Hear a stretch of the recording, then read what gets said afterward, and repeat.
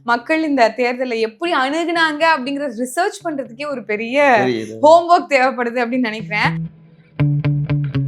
வெற்றி அடைஞ்சு உடனே அவங்க கிட்ட இவ்வளவு எதிர்பார்க்கிறது சரியா அப்படி ஒண்ணு இருக்குல்ல? இல்ல, இப்ப நான் என்ன சொல்றேன்னா, விவாதங்கள்ல போனா எதை விவாதிக்க வேண்டியதா இருக்குன்னா, பாத்தீங்களா எங்க முதலமைச்சர் 10 மணிக்கெல்லாம் வந்துட்டாரு, பாத்தீங்களா அவரே கையால எடுத்து சாப்பிட்டாரு, பாத்தீங்களா அவர் கோட் சூட்டு போட்டுருக்க, இதை விவாதிக்கிற வேண்டிய விஜய குறை சொல்றது அப்படிங்கிறது தமிழ்நாட்டை குறை சொல்றது அப்படிங்கிற மாதிரியான மேனிபுலேஷன் உருவாக்குறீங்க. இது யாரோட குரல் அப்படின்னா, இந்த பக்கம் மோடி அவர்கள் சொல்லியிருந்தாரு. தாவேக ஆட்சி வந்து அவ்வளவுதான், பெண்களுக்கு எல்லாம் பாதுகாப்பு. முதல்ல அந்த சிங்க பெண்களுக்கு பாதுகாப்பு இருக்கா? இன்னைக்கு சட்டம் ஒழுங்கு சீர்கேட்டுக்கு காரணம் திமுகங்கிறது எவ்வளவு பெரிய முட்டாள்தனம். இல்லைங்க, ஃபியூஸ் கேரியர் எல்லாம் புடிங்கிட்டு போயிடுறாங்க திமுக. ஃபியூஸ் கேரியர் புடிங்கிட்டு போயிட்டாங்க அப்படின்னா ஒட்டு மொத்தமா கரண்டே வரக்கூடாது. அது எப்படி விட்டு விட்டு வருது அப்படிங்கிறது எல்லாரும். கரண்ட் வேணா என் வீட்டுல இருந்து எடுத்துக்கோங்க அப்படிங்கிறாருங்க. எங்க இருக்கு உங்க வீடு அப்படிதான் நமக்கு கேட்க. தமிழ்நாடே ஒரு வீடுன்னு நினைச்சிருப்பார் போல. இல்ல சர்வதேசமே ridiculous, crazy, because கிரைம் நடக்குது, பாதிக்கப்பட்டாங்கன்னா உடனே அந்த ஸ்பாட்டுக்கு ஒவ்வொரு முறையும் சிஎம் போகணும் அப்படின்னு கேக்குறீங்களா? மாறு வேஷத்துல அவர் எல்லா பக்கமும் போயிட்டு தான் இருக்காரு, பார்த்துட்டு தான் இருக்காரு. ஐயோ, அது என்ன சொல்றது, இவங்களுக்கு இது எப்படி பாக்குறதுன்னா, இவங்க இன்னும் சினிமா விட்டு வெளியில வரல. திமுக என்னென்னலாம் வந்து சல்லித்தனமான வேலைகளை செஞ்சுச்சோ அதனுடைய நீட்சியாக இன்னைக்கு தாவேகாவுடைய ஆட்சியும் இருக்கு அப்படிங்கிறதுல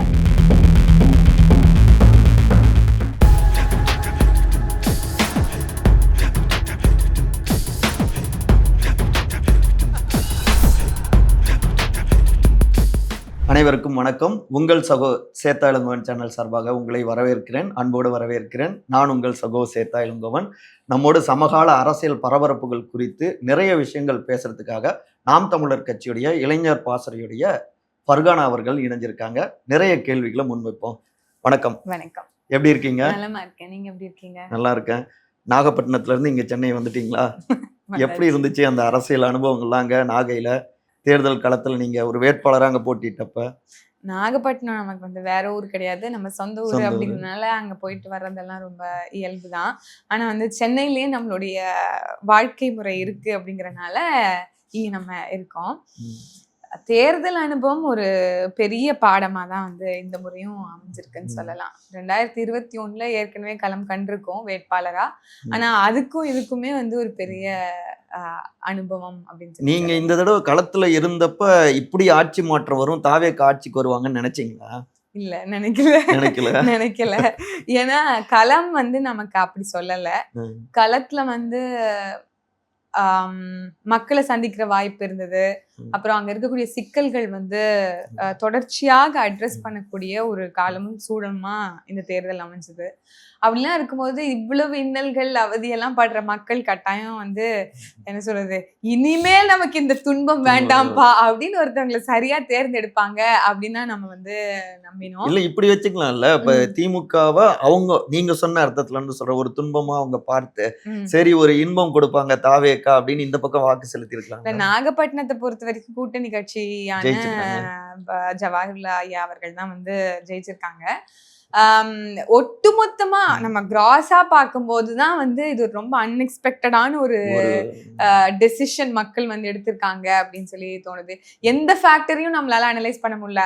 உண்மையாவே மாற்றத்தை விரும்பி இருக்காங்களா மக்கள், இல்ல வந்து வேட்பாளரை பார்க்காம பணம் கொடுத்தாலும் பரவாயில்லன்னு சொல்லிட்டு அதை, ஏன்னா 2 ஆண்டு கட்சிகளுமே திமுக அதிமுக 2 கட்சிகளுமே காசை பயங்கரமா செலவு பண்ணியிருக்கிறாங்க.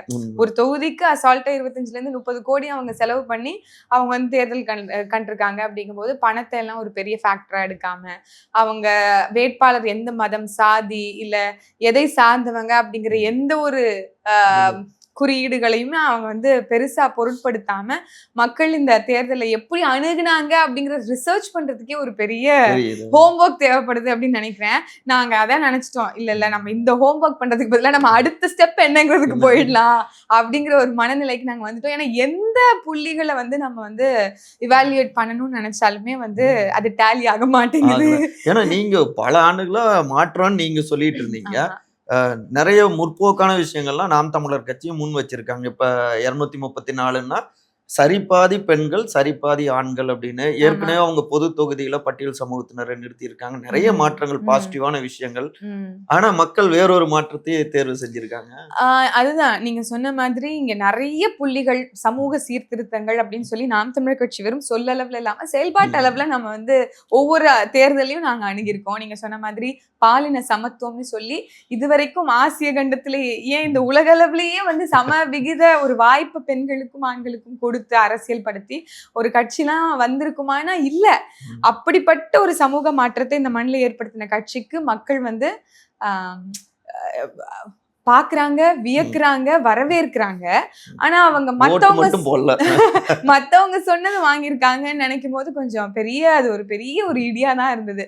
மத்தவங்க என்ன சொல்லி வாக்கு கேட்டாங்க அப்படின்னா, குறிப்பா திமுகவை சார்ந்தவர்களோ இல்ல அதிமுகவை சார்ந்தவர்களோ, பணம் படைத்த கட்சிகளோ, அவங்க நல்லவங்க தாங்க, ஆனா அவங்க வெற்றி பெற மாட்டாங்க, நீங்க போய் அவங்களுக்கு ஓட்டு போட்டு வேஸ்ட் பண்ணிடாதீங்க இப்படின்னு சொல்லி பல பேர் வந்து கேன்வஸ் பண்ணது அது எடுத்திருக்கு. மக்கள் வந்து வாங்கியிருக்காங்க, அது உண்மை நினைச்சிருக்காங்க அந்த மாதிரி. ஏன்னா எங்களை எந்த புள்ளியிலையும் நீங்க வந்து எங்களை குறைத்து மதிப்பிட முடியாது. நீங்க சொன்ன மாதிரி எத்தனையோ பொது தொகுதிகள்ல நாங்க ஆதி தமிழ் குடிகளை வேட்பாளராக களம் இறக்கியிருக்கிறோம். இந்த கடந்த தேர்தலிலேயே 40க்கும் மேற்பட்ட வேட்பாளர்கள் ஆதித்தமிழர்களை சார்ந்தவர்களாக இருக்கிறாங்க. அதுல பலர் வந்து பொது தொகுதியில வந்து நாம நிப்பாட்டி இருக்கிறோம். இந்த மாதிரி இன்னைக்கு வந்து போய் சொல்றாங்கல்ல, நாங்க வந்து 28 தொகுதியா 16 தொகுதியா இல்லைங்க, ஒண்ணு கூட இல்ல அப்படிங்கிறதுதான் உண்மை. அவங்களெல்லாம் பொது தொகுதியில என்னது அந்த இதுலதான் கள்ளக்குறிச்சி பக்கத்துலதான் நினைக்கிறேன் அவங்கள நிக்க வச்சோம் அப்படின்னு சொன்னாங்க. அது கூட இல்ல அப்படிங்கிறதுதான் உண்மை. சோ பொய்யெல்லாம் சொல்லாம உண்மையாகவே இங்க வந்து ஒரு சமூக மாற்றம் ஏற்படணும், உண்மையாகவே வந்து விளிம்பு நிலையில இருக்கக்கூடிய மக்களுக்கு ஒரு அதிகார பகிர்வு ஏற்படணும், அவங்களுக்கு ஒரு அரசியல் விழிப்புணர்வு ஏற்படணும், அவங்களுக்கும் இந்த அரசியல்ல பங்கு இருக்கணும் அப்படின்னு நினைச்சு இங்க வந்து அந்த திருத்தங்களை, சமூக சீர்திருத்தங்களை செயல்பாட்டு அளவுல வடிவங்கள்ல கொண்டு வந்து நாம் தமிழர் கட்சிக்கு மக்கள் வந்து இப்படியான ஒரு பதில கொடுத்திருக்க கூடாதுதான். ஆனா கெடுவாய்ப்பாக அப்படியான ஒரு பதிலா போயிருச்சு. பட் நாங்க எந்த தோல்வியும் வந்து ஒரு என்ன சொல்றது வீழ்ச்சியா நினைச்சதே கிடையாது. அப்படிங்கறனால அடுத்த கட்டத்தை நோக்கி வந்துட முடியும். எவ்வளவு தடவை விழுந்தாலும் குதிரையை விட வேகமா எழுந்து அடுத்த கட்டத்துக்கு ஓடணும் அப்படிங்கறதுல நாங்க ரொம்ப உறுதியா இருக்கோம். ஏன்னா எங்களுக்கு கற்பிச்ச தலைவரும் அப்படி, அவர் வந்த எங்கள் தலைமையும் அப்படி. அப்படிங்கறனால குதிரைன உடனே எனக்கு உடனே இப்ப சமகாலத்துல நடக்கிற சம்பவம் ஞாபகம் வந்துடுச்சு. குதிரை பேரம் இவங்க அந்த மாதிரிலாம் இல்லைங்கிறாங்க ஆளும் தாவேக்கா. இன்னொரு பக்கம் அந்த விமர்சனங்கள் இருக்கு. இந்த காட்சி எல்லாம் பாக்குறப்போ உங்களுக்கு எப்படி இருக்கு? தீய சக்தி, நாங்க தான் தூய சக்தி, இது எல்லாமே வந்து ஒரு கற்பனை வாதங்களாக ஒரு ஃபேப்ரிகேட்டட் சொல்லாகத்தான் நான் வந்து இப்ப பாக்குறேன். உண்மையாவே நீங்க வந்து ஒரு தூய சக்தியா இருந்தீங்க அப்படின்னா இன்னும் விரல்மை கூட காயாம, அதாவது வாக்கு செலுத்தின அந்த விரல்மைகள் எல்லாம் கூட காயாம இருக்கக்கூடிய இந்த சூழல்ல எத்தனையோ எம்எல்ஏக்கள் ராஜினாமா செய்யறாங்க. ஆனா கேட்டா குதிரை பேரம் இல்லைன்னு சொல்றாங்க. அவங்களா விரும்பிதானே நாங்க போனோம். நாங்க வந்து தூய சக்தி, தீய சக்திகளை ஒழிக்கிறதுக்காகவே நாங்க இந்த மண்ணில் வந்து அரசியல் செய்ய வந்திருக்கோம்னு சொல்லி அந்த கட்சியை சார்ந்த 100க்கும் மேற்பட்டவர்களை உங்களுடைய கட்சியில இணைத்து வேட்பாளராக களமிறக்கிறீங்க. 21 வரைக்கும் யாரெல்லாம் தீய சக்தியா இருந்து அமைச்சர் பொறுப்புலையும் பல ஊழல் பெயர்களையும் வாங்கியிருக்காங்களோ அவங்கள வச்சுக்கிட்டு இன்னைக்கு நாங்க தூய சக்தின்னு சொல்றது எப்படி ஏற்கிறது அப்படிங்கிறது நமக்கு தெரியல. அதே மாதிரி இன்னைக்கு பாத்தீங்கன்னா இந்த 34 நாட்கள்ல 206க்கும் மேற்பட்ட பாலியல் குற்றங்களை வந்து நம்மளால பார்க்க முடியுது. ஆனா நாங்க தூய சக்தி, மக்கள் ஹேஸ் டு பிலீவ் நாங்க வந்து ரொம்ப தூய சக்தி, எங்களுக்கு டைம் மட்டும் கொடுங்க. 6 மாசம் 1 மாசம் தானே போயிருக்கு. இல்ல அது ஒரு லாஜிக்கா கரெக்ட் தானே. இப்ப ஒரு இது வரைக்கும் அவங்க எந்த அரசியல் இல்ல ஆட்சி அனுபவம் எதுவுமே இல்ல, முதல் தேர்தல் அவங்க சந்திக்கிறாங்க, வெற்றி அடைஞ்சு உடனே அவங்க கிட்ட இவ்வளவு எதிர்பார்க்கறது சரியா? அப்படி ஒண்ணு இருக்குல்ல. இல்ல இப்ப நான் என்ன சொல்றேன்னா, இது எல்லாம் தெரிஞ்சுதான் நீங்க அரசியலுக்குள்ள வரீங்க. இவ்வளவு சமூக சீர்கேடுகள் நடக்குது, இவ்வளவு சட்டம் ஒழுங்கு இருக்கு, இவ்வளவு கொள்ளை நடக்குது, இவ்வளவு பாலியல் வன்கொடுமைகள் நடக்கு, இது எல்லாத்தையும் நான் வந்து தடுக்க போறேன், இதெல்லாம் என்னால பொறுத்துக்க முடியல, இந்த அநீதியில இருந்து ஒரு ரெவல்யூஷன் பிறக்கணும், அதுக்காக நான் கட்சி தொடங்கிட்டேன். கட்சியை வாட்ஸ்அப்லயோ ட்விட்டர்லயோ தொடங்கினேன், அதெல்லாம் பத்தி கவலைப்படாதீங்க. ஆனா கட்சியை தொடங்கிட்டேன், ஆனா இப்ப வந்து மாற்றத்தை அதை பார்த்துதான் போட்டிருக்காங்களாமா நிறைய பேரு. அதுதான் யாரு எங்களுக்கா இல்ல அவங்களுக்கு ஆமா அப்படின்னு தொடங்கிட்டேன். இப்ப தொடங்கின நீங்க இதெல்லாம் தெரிஞ்சு உணர்ந்து புரிஞ்சு இதை மாத்தணும்னு சொல்லித்தானே வந்தீங்க. வரத்துக்கு முன்னாடி நீங்க சொல்லல எனக்கு 6 மாசம் டைம் கொடுங்க நான் வந்ததுக்கு அப்புறம். சரி வந்துட்டீங்க. இப்போ என்ன சொல்றீங்க அப்படின்னா 6 மாசம் கொடுங்க அப்படிங்கறத நீங்க தமிழ் என்னை குறை சொல்றது, அதான் விஜய குறை சொல்றது அப்படிங்கிறது தமிழ்நாட்டை குறை சொல்றது அப்படிங்கிற மாதிரியான மேனிபுலேஷன் உருவாக்குறீங்க. இது யாரோட குரல் அப்படின்னா இந்த பக்கம் மோடி அவர்கள் சொல்லியிருக்கிறாரு. நீங்க மோதிய குறை சொல்றதா நினைச்சுக்கிட்டு இந்தியாவை குறை சொல்றீங்க, உங்க நாட்டை விட்டு கொடுக்குறீங்க இப்படின்னு பேசின குரல் அதே எதிரொலி தான் வந்து இன்னைக்கு தமிழ்நாட்டிலையும் ஒலிக்குது அப்படிங்கிறத நம்மளால பார்க்க முடியுது. அப்போ டைம் கொடுங்க அப்படிங்கிறது வந்து நீங்க என்ன இந்த தேர்தல் வெற்றிக்கு முன்னாடி பிளேம் கேம் ஆடிக்கிட்டு இருந்தீங்களோ எல்லாத்துக்கும் காரணம் இவங்கதான். எல்லாத்துக்கும் காரணம் கடந்த கால ஆட்சி ஒரு பாலா போன கட்சியினுடைய ஆட்சி தான் அப்படிங்கிறதுல மாற்று கருத்து இல்ல. மக்களுக்கு இந்த புரிதல் எல்லாத்தையும் நாம் தமிழர் கட்சி முதற்கொண்டு பல சோசியல் ஆக்டிவிஸ்ட் அதே மாதிரி பொலிட்டிக்கல் ஆக்டிவிஸ்ட் சொல்லி குற்றம் சாட்டிட்டு தான் வந்தோம். இல்லைன்னு நம்ம சொல்லல, நீங்களும் அதே தான் செஞ்சீங்க. இன்ஃபேக்ட் நீங்க தான் இன்னுமே என்ன ப்ராஜெக்ட் பண்ணீங்க, எங்களுக்கும் அவங்களுக்கும் மட்டும்தான் வந்து இங்க போட்டியே, கல்லாப்பட்டி கூட்டணி, இன்னும் என்னென்ன விமர்சனங்களை வந்து நீங்க வைக்கணுமோ எல்லாத்தையும் வச்சீங்க. ஆனால் இன்னைக்கும் என்ன சொல்றீங்கன்னா இன்னைக்கு சட்டம் ஒழுங்கு சீர்கேட்டுக்கு காரணம் திமுகங்கிறது எவ்வளவு பெரிய முட்டாள்தனம். இல்லைங்க, ஃபியூஸ் கேரியர் எல்லாம் புடிங்கிட்டு போயிடுறாங்க திமுக. ஃபியூஸ் கேரியர் புடிங்கிட்டு போயிட்டாங்க அப்படின்னா ஒட்டுமொத்தமா கரண்டே வரக்கூடாது. அது எப்படி விட்டு விட்டு வருது அப்படிங்கிறது எல்லாரும் மாட்டிட்டு போவாங்க, திருப்பி போட்டுருவாங்களா? அதாவது கேட்கிறவன் கேனையா இருந்தா அந்த மாதிரி ஒரு பழமொழி சொற்றொடர்லாம் இருக்குல்ல, அந்த மாதிரி தான் இவங்களுடைய ஆட்சி இருக்கு. இப்ப வந்து பவர் கட்டுக்கு ஒவ்வொருத்தவங்க ஒவ்வொரு ரீசன் சொல்றாங்க. அனிதா ராதாகிருஷ்ணன் அவர்கள் ஒரு அட்மினிஸ்ட்ரேட்டிவ் அதிகாரியா இருந்து அவர் ஒரு கருத்து சொல்றாரு. இந்த பக்கம் ஐயா நிர்மல் குமார் அவர்கள் அவருடைய இஷ்டத்துக்கு ஒரு கருத்து சொல்றாங்க. ஆனால் இங்க வந்து உண்மையாகவே நிர்வாக ரீதியா தேவையான கரண்ட் பவர் சப்ளை வந்து தமிழ்நாட்டுக்கு தேவையானது இந்த காலகட்டத்துல அது இருக்கா? நான் யாராசை கேட்டாங்கல்ல, அந்த மாதிரி ஏதாவது ஒரு முன்கூட்டியே திட்டமிடல் ஏதாவது இருக்கா? நீங்க ஆட்சிக்கு ஆக்சுவலி இது அவங்களே எக்ஸ்பெக்ட் பண்ணாத ஒரு வெற்றி அப்படின்னு நினைக்கிறேன். அவங்க அதனால எந்த ப்ரீ பிளானும் இல்லை அப்படின்னு சொல்லி நினைக்கிறேன். பட் ஆனா you will have the human resource இல்ல, உங்களுக்கு அந்த ஒர்க் ஃபோர்ஸுக்கான அட்மினிஸ்ட்ரேஷனுக்கான ஆட்கள் இருக்கிறாங்கல்ல. அப்ப you should know where the importance lies. இப்ப இந்த காலகட்டம் அப்படின்னா இது ஒரு சரி முதல் நாள் இந்த குறை சொல்றோம், இந்த மின்வெட்டுக்கெல்லாம் ஒரு பெரிய பிரச்சனையா இருக்குன்னு, அது உடனடியா தீர்வு காண்றதுக்கு தானே ஒரு அரசு இயந்திரம் வந்து செயல்படணும். தொடர்ச்சியா இருக்கே, இன்னைக்கு வரைக்கும் இருக்கே, அதுக்கான நடவடிக்கை என்ன, அதுக்கான அடுத்த கட்ட நகர்வு என்ன, இந்த அரசு எப்படி அதை சரி செய்ய போகுது, அதை பொறுப்பெடுக்குதா? ஒரு தலைமைக்கான ஒரு முதலமைச்சருக்கான பொறுப்பு என்னது? முதல்ல இங்க நடக்கக்கூடிய சம்பவங்களுக்கு, தவறுகளுக்கு, குற்றங்களுக்கு பொறுப்பேற்பது, அதுதானே தலைமைக்கான முதன்மை பண்பு. அதையே நீங்க எடுக்கல.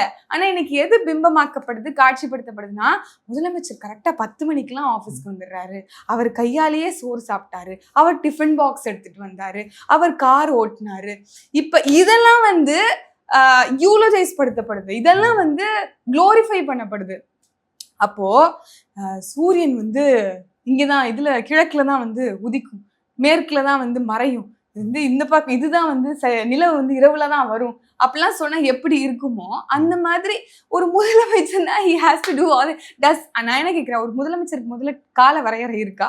இத்தனை மணிக்கு வரணும், இத்தனை மணிக்கு போகணும் அப்படின்னு ஏதாவது இருக்கா? Round the clock he has to be on the table.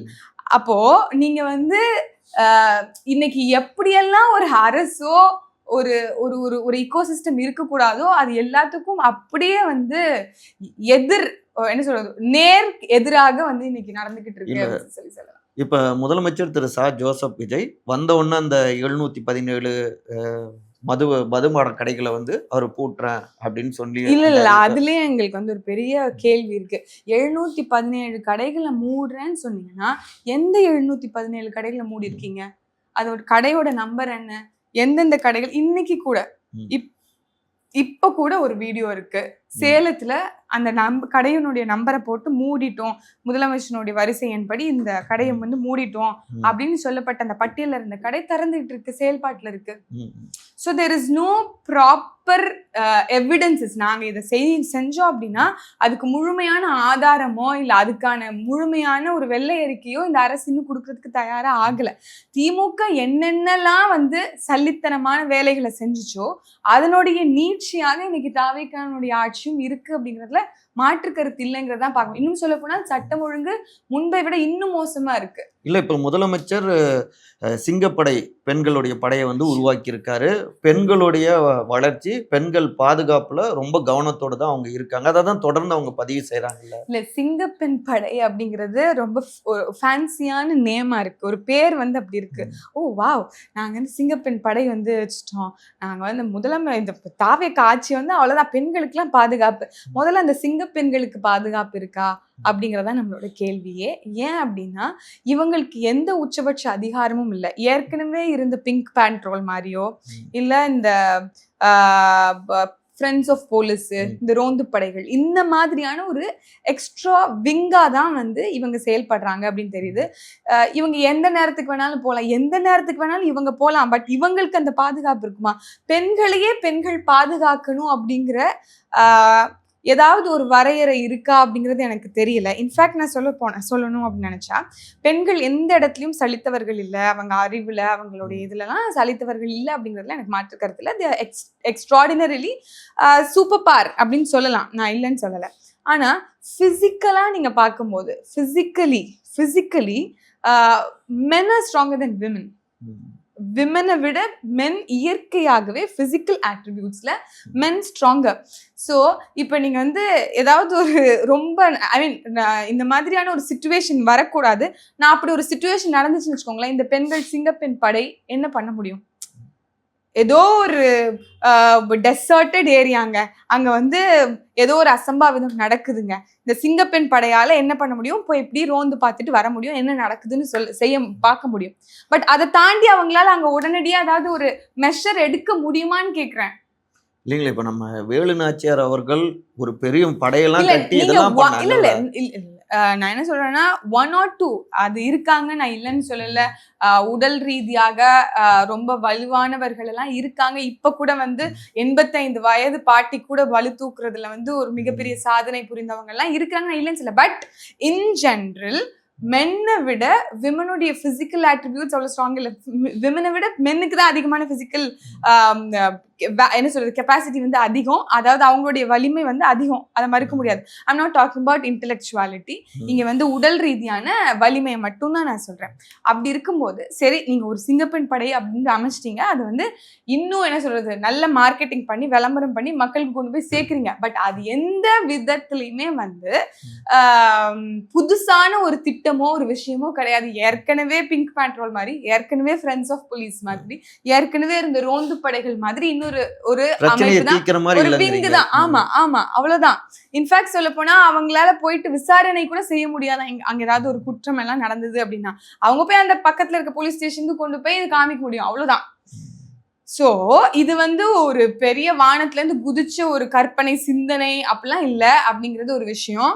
இன்னொன்னு வந்து அவங்களோட strength is very very limited. இங்க வந்து 4 கோடி 5 கோடி பெண்கள் இருக்கிறாங்க, சரி நிகர் இந்தியா முழுக்கவே ஆண்களுக்கு நிகராக பெண்கள் இருக்கிறாங்க அப்படின்னா, இங்க தமிழ்நாட்டிலும் அதே மாதிரி சரிநிகர் பெண்கள் இருக்காங்க அப்படின்னா, ஒரு 2500 5000 போலீஸ் இந்த ஸ்பெஷல் பேட்ரோலை வச்சு நீங்க அப்படி good if you are stopping any தப்பு. இங்க ஏதாவது வந்து தப்பு நடக்குது, அதை உங்களால தடுத்து நிறுத்த முடியுது, ஸ்பெஷல் பவர்ஸ் இருக்குன்னா நான் அதை விமர்சிக்கல. ஆனா இது ஒரு விளம்பர மாடலா தான் இருக்கு அப்படிங்கறத நான் சொல்றேன்.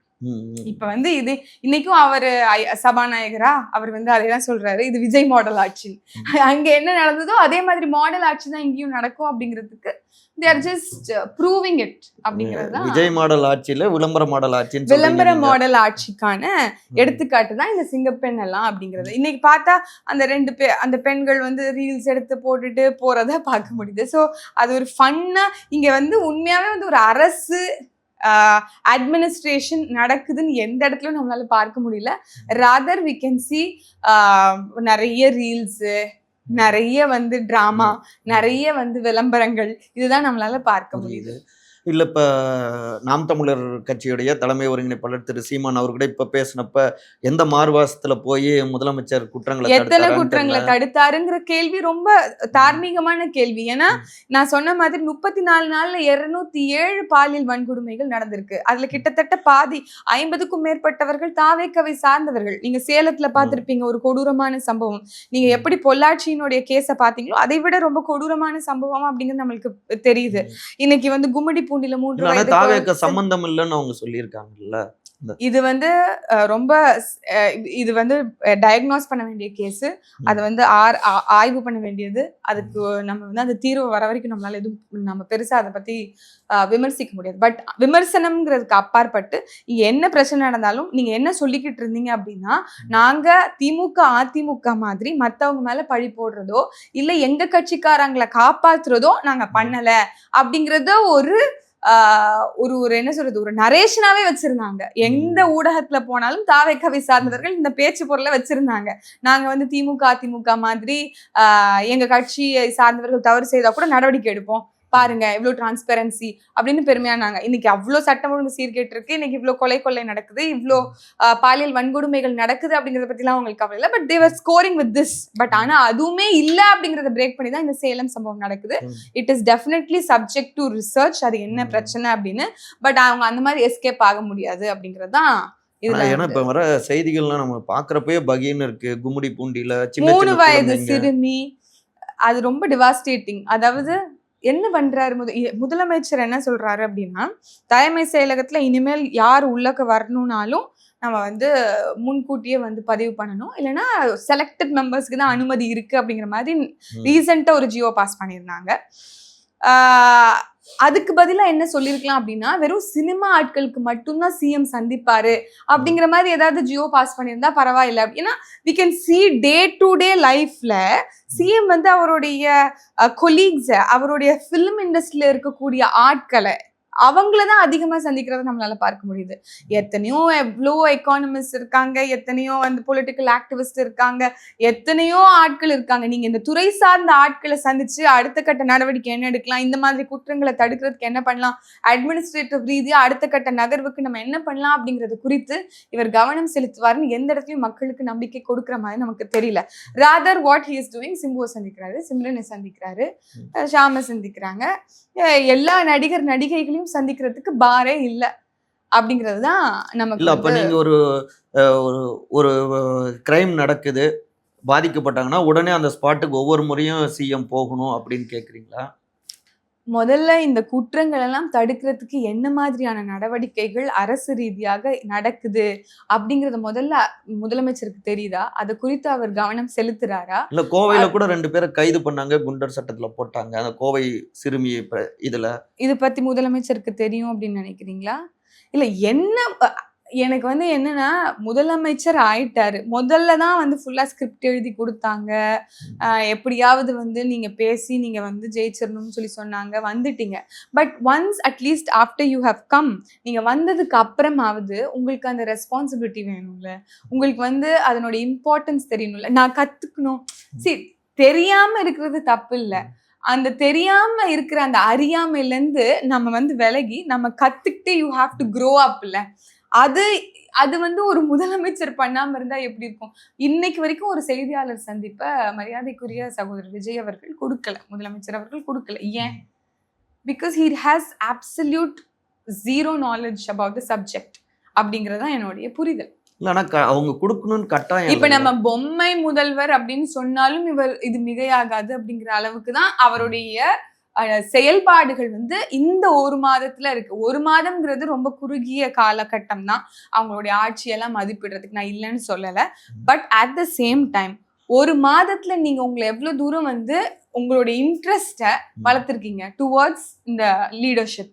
இந்த முதலமைச்சர் அப்படிங்கிற இந்த பொறுப்புக்கு, பதவிக்கு, இந்த மாநிலத்துக்கு நீங்க எவ்வளவு இம்பார்ட்டன்ஸ் கொடுக்கணும். You have seen people work like mad. நீங்க ஜெயலலிதா அம்மையார் அவர்கள் நிறைய விமர்சனம் இருக்கு அதிமுகவினுடைய ஆட்சி மேல, ஐயா கருணாநிதி மேல நிறைய விமர்சனங்கள் இருக்கு. பட் அவங்க எல்லாம் எப்படி வேலை செஞ்சாங்க? சரி, அவங்கள விடுங்க.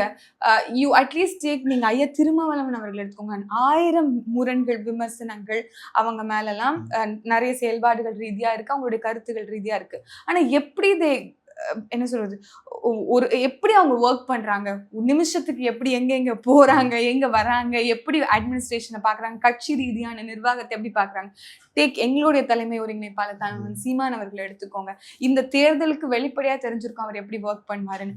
அப்படிதான் அவர் ஒவ்வொரு நாளும் ஒர்க் பண்ணுவாரு. அடுத்த கட்டத்துக்கு என்ன பண்றது, அடுத்த வேலை எப்படி நம்ம ஆர்டர் பண்றது, நம்ம எந்தெந்த குழுவை நம்ம பிரிக்க வேணும், நம்ம இந்த செயல்பாடுகளை, இந்த விங்குக்கான இந்த பொறுப்புகளை நம்ம எப்படி கொடுக்கணும் அப்படிங்கிற அந்த முனைப்பும் அந்த வேகமும் அந்த துடிப்பும் இருக்குல்ல, அது ஒரு சமூக நலனுக்கான அந்த துடிப்பு. But I don't see any signs, traces of signs like that from CM அப்படிங்கிறது தான் என்னுடைய பார்வை. இல்ல, ஒரு சட்டமன்ற உறுப்பினர் ஒருத்தர் சொன்னதா நினைவு, மாறு வேஷத்துல அவர் எல்லா பக்கமும் போயிட்டு தான் இருக்காரு, பார்த்துட்டு தான் இருக்காரு. ஐயோ, அது என்ன சொல்றது, இவங்களுக்கு இது எப்படி பாக்குறதுன்னா, இவங்க இன்னும் சினிமா விட்டு வெளியில வரல. தமிழ்நாடு அப்படிங்கிறது சினிமாவினுடைய ஒரு தலைப்பா வச்சுக்கோங்க நீங்க. தமிழ்நாடுங்கிறது ஒரு படம். இப்ப இதுக்கு ஸ்கிரீன் பிளே, இந்த ஸ்கிரிப்ட், இது எல்லாத்தையும் எழுதி கொடுக்குறாங்க. திருப்பியும் ஐயா சகோதரர் விஜய் அவர்கள் நடிக்கிறார் அப்படிங்கறத நம்மளால பார்க்க முடியுது. இன்டர்வல் இல்லாம சுவாரஸ்யமா படம் ஓடிக்கிட்டு இருக்கு இப்போதைக்கு. ஏன்னா நடுவுல பவர் கட் ஆகுது, அதை மட்டும் நீங்க கொஞ்சம் சமாளிச்சுக்கோங்க. படம் பார்க்கறதுக்காகவாது பவரை ஒழுங்கா கொடுங்க அப்படிங்கிற மாதிரிதான் இருக்கு. அதனால இவங்க பேசுறது எல்லாமே இப்ப விவாதத்துக்கு போறதுக்கே நமக்கு கொஞ்சம் என்ன சொல்றது, அட்லீஸ்ட் 1-on-1 மோனோலாக் கூட பரவாயில்ல போல இருக்கு. விவாதங்கள்ல போனா எதை விவாதிக்க வேண்டியதா இருக்குன்னா, பாத்தீங்களா எங்க முதலமைச்சர் 10 மணிக்கெல்லாம் வந்துட்டாரு, பாத்தீங்களா அவரே கையால எடுத்து சாப்பிட்டாரு, பாத்தீங்களா அவர் கோட் சூட்டு போட்டுருக்க, இதை விவாதிக்கிற வேண்டிய ஒரு சூழல் இருக்கும்போது பெத்தட்டிக்கா இருக்கு. இதுல அரசியல் இன்னைக்கு இவ்வளவு பிரச்சனை. கடந்த காலங்கள்ல நம்ம சொல்றோம், ப்ரெஸ்ஸிங் இஷ்யூஸை பேசாம அது ஒரு சப்ஜெக்ட் மேட்டரா எடுக்காம இருந்தது ஒரு விமர்சனமா இருந்தது. ஆனா அரசியல் தலைப்புகள் இல்லாம இருக்காது. அட்லீஸ்ட் ஃபார் நேம் சேக், நாம் கே வாஸ்தேங்கிற மாதிரி ஏதாவது ஒரு காரணம், ஏதாவது ஒரு அரசியல் தலைப்புகள்லாம் நாங்க விவாதம் பண்ணியிருக்கோம். இப்ப எதுக்கு எங்களை விவாதம் பண்ண வச்சிருக்கீங்க அந்த மாதிரி இருக்கு. இப்ப கூப்பிட்டாலே கொஞ்சம் எங்களுக்கு பிரேக் விடுங்க, அப்புறமா வரும் அப்படின்னு சொல்றாங்க. உங்களுக்கு ரெஸ்ட் கொடுத்துருக்காரு. இப்ப இது என்ன சொல்றது, இந்த ரெஸ்ட் ஆபத்தானது அப்படிங்கறது தான் நான் பாக்குறேன். ஏன்னா இன்றைக்கு இருக்கக்கூடிய இளைஞர்கள் கேள்வி கேட்கிறதே தப்பு அப்படிங்கிற இந்த நரேஷனுக்குள்ள ரொம்ப கம்ஃபர்டபுளா இருக்காங்க அப்படிங்கறதா என்னால பார்க்க முடியுது. இன்னைக்கு பாருங்க, எல்லாரும் பேச ஆரம்பிச்சிட்டாங்க, நீங்க அமைதியா இருங்க. 6 மாசம், இது யாருடைய குரல்? சகோதரர் விஜய் அவர்களுடைய குரல். அவர் தான் சொன்னாரு எனக்கு 6 மாசம் டைம் கொடுங்க. அது அப்படியே பிரதிபலிக்கிற மாதிரி அவருடைய ஃபாலோவர்ஸ், அவருடைய ரசிகர்கள் எல்லாரும் என்ன சொல்றாங்கன்னா, பேசாதீங்க, கேள்வி கேட்காதீங்க, அமைதியா இருங்க. இப்ப புதுசா ஆட்சிக்கு சப்போர்ட் பண்ற கட்சியினர் கூட அதை சொல்றாங்க, அந்த தலைவர்கள்லாம். அதுதான், அது எவ்வளவு முதிர்ச்சியற்ற ஒரு புரிதல் அப்படிங்கிறது தான் நம்ம இங்க பார்க்க வேண்டியதா இருக்கு. சகோதரர் லாரன்ஸ் அவர்கள் பேசுனதை கூட பார்த்தேன். அதை நான் கேட்கணும்னு நினைச்சேன். அவரு அது ஒப்பீடு இன்னும் அப்படி பேசியிருக்காரு. ஆமா, அதை எல்லாருக்கும் பார்க்கும் போதே தெரியுது. நீங்க ஒரு நாய்க்கு கூட ஒரு பிஸ்கெட் கொடுக்கணும்னாலும், ஒரு பிரியாணி கொடுக்கணும்னாலும் அதை நீங்க பொறுத்துதான் இருக்கணும், அதுக்கு நீங்க காத்திருக்கணும். அது மாதிரி கொஞ்சம் டைம் ஆகும்ல, 6 மாசம் எடுக்கல அப்படின்ட்டு அவர் ரொம்ப சாதாரணமா பேசிட்டு போறாரு. அவருடைய சுயநினைவோட பேசுறாரா என்ன அப்படிங்கறதெல்லாம் தெரியல. அவர் நிறைய இந்த தன்னார்வ தொண்டுகள்லாம் பண்ணியிருக்காரு, அதெல்லாம் மாற்றுக்கிறது இல்லை. I really respect that. நான் அதுல எந்த குறைபாடுகளும் சொல்லல. ஆனா நீங்க ஒரு அரசியலுக்கு வரப்போறேன் அப்படிங்கிற ஒரு சைன் கொடுக்குறீங்க, ஒரு ஜெஸ்டர் கொடுக்குறீங்க. அப்படி இருக்கும்போது யூ ஷுட் ஹாவ் ஒரு பேசிக் courtesy of respecting people. நீங்க மக்களை மதிக்கிறீங்கன்னு சொல்றீங்க, ஆனா உங்களுடைய வார்த்தைகள் அப்படி வரல அப்படிங்கிறது தான் உண்மை. மக்களை ரொம்ப இயல்பா நீங்க நாயோட ஒப்பிடுறது அந்த காணொலி தெரியுது. பட் அவர் அதுக்கான விளக்க ஒரு கடிதமும் எழுதினாரு அப்படின்னு நினைக்கிறேன். அது எனக்கு அவ்வளோ ரெலவெண்டா எனக்கு படலை. பட் ஸ்டில் சும்மா நினைச்சாலே யூ கேனாட் பிகம் அரசியல்வாதி. நீங்க நீங்க எங்க தலைமை ஒருங்கிணைப்பாளர் சீமான் அவர்களை பார்த்திருக்கீங்களான்னு தெரியல. அவர் அரை முழுக்க புத்தகங்கள் தான் இருக்கும். நீங்க வந்து மார்க்ஸையும் லெனினையும் மாவோவையும் அம்பேத்கரையும் எல்லாரையும் படிச்சுட்டு உள்வாங்கி எதனால இவங்க இப்படி இருந்தாங்க, எப்படி இருந்தது நம்மளுடைய சமூகம், எப்படி நம்ம திருப்பி மாத்தி கொண்டு வரணும், எது நம்மளுடைய அரசியல், எது நம்மளுடைய இக்கோசிஸ்டம் அப்படின்னு எல்லாத்தையும் புரிஞ்சு வச்சுட்டு ஒருத்தவங்க வந்து அரசியல் பேசுறாங்கன்னா அவங்களை நீங்க சுத்தமா மதிக்க மாட்டீங்க. ஆனா சும்மா என்ன சொல்றது, சும்மா வந்து நாங்க வந்து அரசியலுக்கு வரோம் அப்படின்னு சொன்னோம்னா அவங்க பின்னாடி அவ்வளோ பேரும் மைக் எடுத்துட்டு போவீங்க. அவங்க சகோதரர் சொல்ற மாதிரிதான், அண்ணாமலை தம்பி நானும் ஆடலாம். அவர்தான் அந்த மாதிரி டான்ஸ் இல்ல, அதான் டான்ஸ். இன்னைக்கு வந்து அரசியல் நடிப்பானதால் நடிகர்களுக்கு அரசியல் எளிதானது அப்படிங்கிற ஒரு ஃபேமஸ் போயிட்டு இருக்கு. எனக்கு பிடிச்ச ஐயா காரை மனிதன் அவர்களுடைய கவிதை அந்த மாதிரி இன்னைக்கு எல்லாமே நடிப்பாயிருச்சு. அதனால இன்னைக்கு வந்து மரியாதைக்குரிய சகோதரர் லாரன்ஸ் அவர்கள் ஆசைப்படலாம், நாளைக்கு வந்து ஜிபி முத்து ஆசைப்படலாம், நாளைக்கு வந்து இன்னும் வேற யாராவது கூட ஆசைப்படலாம். அப்படிங்கிறது தான் இன்னைக்கு இருக்கக்கூடிய அரசியல்ல வந்து களத்துல இறங்கி தீவிரமா போராடணுங்கிறது அப்படி கிடையாது. மக்களுக்காக நீங்க கேள்வி கேட்க கூடாதுங்க, அவ்வளவுதான். இன்னைக்கு இருக்க இவங்களுடைய என்ன புரிதல் அப்படின்னா நீங்க கேள்வி கூடாது. பாத்தீங்கல்ல மாஸ்டர் மகேந்திரனா, மாஸ்டர் சின்ன பிள்ளையில இருந்தனால அவருக்கு மாஸ்டர்னு சொன்னாங்க. இன்னமும் அப்படிதான் இருக்காரான்னு தெரியல. நிறைய பேர் வந்து அவருடைய புரிதல்ல தீய வைக்க அப்படிங்கிற மாதிரி சொல்லி பேசிட்டாங்க. நான் கூட தான் நினைக்கிறேன், நீங்க வந்து வளராததுக்கு காரணம் ஒருவேளை இந்த மாதிரியான ஒரு முதிர்ச்சியோ அப்படிங்கிற மாதிரி. கேள்வி கேட்க கூடாது. இங்க என்ன கேள்வி, கரண்ட் வேணா என் வீட்டுல இருந்து எடுத்துக்கோங்க அப்படிங்கிறாருங்க. எங்க இருக்கு உங்க வீடு அப்படிதான் நமக்கு கேட்க. தமிழ்நாடே ஒரு வீடுன்னு நினைச்சிருப்பார் போல, இல்ல சர்வதேசமே ridiculous crazy. because நான் வந்து சொல்றேன், நான் வந்து கொளத்தூர்ல வசிக்கிறேன். உங்களுக்கு தெரியும் எக்ஸிஎம் நம்மளுடைய மரியாதைக்குரிய ஐயா ஸ்டாலின் அவர்கள் 15 வருஷமா தே ஹேட் அங்க ஒரு பெரிய ஸ்ட்ராங் ஃபுட் இருந்தது அவங்களுக்கு, கவுன்சிலர் மேயர் அது இதுன்னு சொல்லிட்டு. ஆனா வந்து நிறைய சிக்கல்களும் இருக்கும் இல்லைன்னு நான் சொல்ல. ஆனா பவர் கட்டுன்னு ஒரு விஷயத்த நான் பார்த்தது இல்லை என் லைஃப்ல. பவர் கட்டுன்னு கொளத்தூர்ல நான் வந்து பெருசா வந்து அனுபவிச்சது கிடையாது. அன்பிரசிடென்டா 3 hours கட் ஆயிடுச்சு. ஆமா, இப்போ ஐம் லைக் என்னங்க நடக்குது அப்படின்ட்டு. அந்த மாதிரி நம்ம நல்ல பவர் ஜென்ரேட்டர் இருக்கிறவங்களுக்கே வந்து கண்டினியூஸா 3-4 hours எல்லாம் கட்டானா சமாளிக்கிறது கஷ்டம். அப்படிங்கும் போது there are different walks of people, like என்னென்னமோ வேலை செஞ்சுட்டு வர்றவங்க எல்லாம் இருக்கிறாங்க, குழந்தைங்க இருக்கிறாங்க, வயசானவங்க இருக்காங்க. ஏன் இப்ப ரீசெண்டா நம்ம செய்தி பார்க்கலையா, ஒரு வயசான மூதாட்டி வந்து இறந்துட்டாங்க பவர் கட்னால, கண்டினியூஸ் பவர் கட்னால அப்படின்லாம் சொல்லி நம்ம பார்க்கலையா? அப்படி இருக்கும்போது இதுல எந்த புரிதலுமே இல்லாம ஜஸ்ட் ஒரு ரசிக மனப்பான்மை மட்டும்தான். விஜயே எனக்கு பிடிக்கும், அவ்வளவுதான். ரசிக மனோபாவத்தையும் தாண்டி அவர் பேசுற மாதிரி இருக்கு. அவர் பேசுனதெல்லாம் சோலார் பேனல்லாம் கிடையாது, solar system, like sun, like earth, satellite இருக்குல்ல, அந்த மாதிரி இருந்து எடுக்க மாட்டாங்களே. டிஎம்கே உடைய சின்னமாச்சு அது. ஐயோ என்னத்த சொல்றது, இந்த மாதிரியான ஆட்கள் தான் இன்னைக்கு வந்து ஊடகங்கள்ல உட்காந்து பேசுறாங்க. அதுதான் இன்னைக்கு மக்களும் பாக்குது, அதுதான் இன்னைக்கு வந்து மக்களும் வந்து ரசிக்குது அப்படின்னு நினைக்கிறேன். எனக்குமே அவர்கிட்ட ஒரு ஆக்கப்பூர்வமா இல்ல போன ஆட்சியில மின்சார துறையில இவ்வளவு விஷயங்கள் நடந்திருக்கு, இதெல்லாம் இப்ப சரி பண்ணலாம், இந்த மாதிரி ஒண்ணு சொன்னா ஓகே.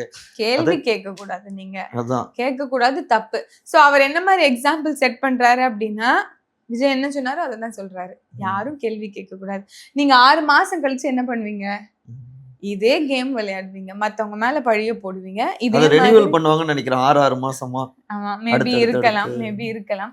பட் தட் இஸ், நீங்க உண்மையாவே வந்து பவர் கட்டுக்கு என்னதான் காரணம் அப்படிங்கறத ஆய்வு பண்ணி அதை சரி செஞ்சு, இந்த மாதிரி காலகட்டங்கள்ல அதிகமான பவர் தேவைப்படும் அப்படின்னா அதற்கான சோர்சிங் எப்படி பண்ணணும் அப்படிங்கறதெல்லாம் தெரிஞ்சுக்கிட்டு சரி செய்யறதுதான் வந்து சரியா இருந்திருக்கும். பட் அவங்க இப்பவும் பிளேம் கேம் அப்படிங்கிற இந்த மனநிலையில தான் இருக்காங்க. அப்படின்னா அடுத்த 4 ஆண்டு 4.25 ஆண்டு எப்படி இருக்க போகுதுங்கிறதுக்கான எடுத்துக்காட்டா நம்ம இதை பாத்துக்கலாம் அப்படிங்கிறது தான் என்னுடைய பார்வை. But I don't wish that. நான் வந்து சத்தியமா அவங்க வந்து ஏதாவது ஒரு நல்லது பண்ணட்டும் அப்படிங்கறதுல எல்லாருக்கும் இருக்க எண்ணம் தான் எனக்கும் இருக்கு. ஆனா இது இப்படி அவங்களுக்கு சுட்டி காமிச்சாலே என்ன சொல்றாங்க அப்படின்னா குறை சொல்றாங்க. இந்த நாய்ங்கிறாங்களே. நம்ம வந்து வள்ளுவன் சொல்லிட்டாரு, இடிப்பாரே இல்ல ஏமாறா மன்னன் கெடுப்பார் இல்லானும் கெடும்னு சொல்லிட்டாரு. குறைய வந்து சுட்டி காட்டினாதான் உங்களால சரி செஞ்சுக்க முடியும்னு சொல்லிட்டாரு. பட் ஆனா குறை சொன்னாலே நம்ம நாயங்கிறாங்க, குறை சொன்னாலே நம்ம வந்து நம்ம இப்படிதான் சில பேர் கத்திக்கிட்டே இருப்பாங்க அப்படிங்கிறாங்க போது இவங்க என்ன எஜுகேட் பண்றாங்க ஜென்ரல் ஆடியன்ஸ்க்கு இல்லைன்னா வந்து வரக்கூடிய ஜெனரேஷனுக்கு அப்படின்னா you should not question. Basically நீ அந்த மாதிரி ஹர்ட் மென்டாலிட்டியோட எப்படி நீ ஓட்டு போட்டு இந்த ஆட்சியை வர வச்சியோ அதே மாதிரி நீ அமைதியா இரு. ஒரு பெண்ணா அரசியல்வாதியா இந்த 30-35 நாள் தாவேக்காவுடைய ஆட்சி எப்படி பாக்குறீங்க? என்ன மதிப்பெண் கொடுப்பீங்க? இல்ல மதிப்பெண் கொடுக்குற அளவுக்கு வந்து ஒரு மாத காலம் வந்து போதுமானது இல்ல அப்படிங்கிறது இருந்தாலும் கூட இது வரைக்கும் 0 தான். இதுக்கப்புறம் ஆமா ஹீரோக்கு 0 கொடுக்குறீங்க. வேற என்ன பண்றது? என்னதான் நீங்க சினிமால ஹீரோவா இருந்தாலும் அந்த சினிமாட்டிக் எக்ஸ்பெக்டேஷன் நீங்க ரியாலிட்டிக்கு கொண்டு வர முடியாது அப்படிங்கிற புரிதலை மக்களுக்கு நீங்க என்னைக்கு வந்து உங்களோட வாயை திறந்து சொல்ல போறீங்களோ அன்னைக்குதான் ரியாலிட்டி வந்து இங்க வந்து உருவாகும் அப்படின்னு நான் நினைக்கிறேன். அதனால ஆனா எந்த வழியா இவங்க போறாங்க அப்படிங்கறத ஒரு அளவுக்கு நம்மளால கணிக்க முடியுது. So with that I think they have to go far way அப்படின்னு நினைக்கிறேன். இன்னும் நிறைய இருக்கு, நிறைய தூரம் இருக்கு அவங்க போறதுக்கு.